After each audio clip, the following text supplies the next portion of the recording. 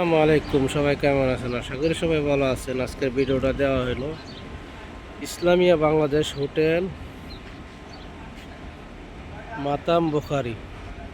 Islamia Bangladesh hotel অবস্থিত Medina হারামের পাশে এবং হযরত বিলাল রাদিয়াল্লাহু তাআলা আনহু মসজিদের পাশে। এই পাশে হলো হযরত বিলাল রাদিয়াল্লাহু তাআলা আনহু মসজিদ, আর এই পাশে হইল হারাম শরীফ। হারাম শরীফ থেকে 4 থেকে 5 মিনিট লাগে এই হোটেলে আসতে। এই হোটেলে অনেক সুস্বাদু খাবার আছে, অনেক ভালো খাবার।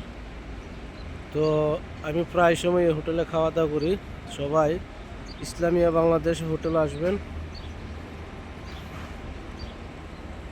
এটা হলো ইসলামিয়া বাংলাদেশ হোটেল।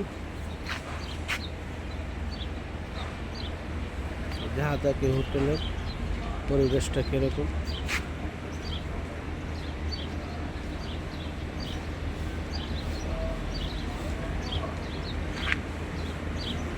পাশে আমার নাম লেখা আছে পাকিস্তান হোটেল। ইসলামিয়া বাংলাদেশ হোটেল, সাথে নাম লেখা পাকিস্তান হোটেল। দেখুন, ये পাকিস্তান বাংলাদেশ মিলা দিল নাকি জানি না। তো সবাই ভিডিওটা মতামত জানাবেন।